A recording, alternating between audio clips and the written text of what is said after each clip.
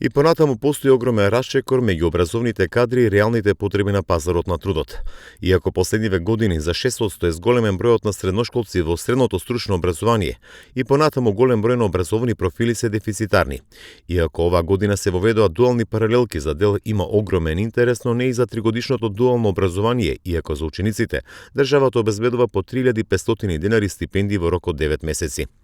Директорот на Средното општинско училиште Никола Карев Драго Јанков подлече дека кај нив единствено од трите дуални паралелки намногу интерес има за образовниот профил производно машинство. Таму се запишале 19 средношколци кои настават да ја реализираат како во училиште, така и во домашните и странски компании кои се пријавиле за овој тип на образование. Нема интерес за тригодишното средно дуално образование. Јанков смета дека тоа е иднината на средното стручно образование, но и задоволување на потребите на пазарот на трудот, бидејќи по завршувањето на средното стручно образование средношколците ќе може да се вработат во компаниите каде што ја следеле практичната настава. Надлежните пак од Стопанската комора на Македонија велат дека преку анализите што ги изработуваат уште од 2007 го детектирале проблемот со недостиг на кадар и уште од тогаш почнале со интервенции во стручното образование.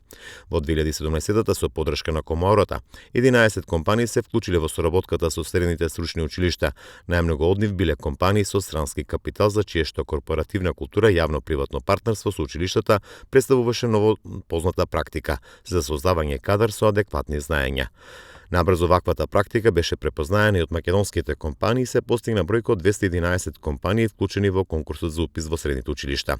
Оттаму посочуваат дека станува збор за голем исчекор за кој допрва ќе може да се видат резултатите преку новите 97 дуални паралелки, од кои 11 се од веќе постојните програми, додека 86 паралелки се резултат на соработката со домашните компании и средните стручни училишта.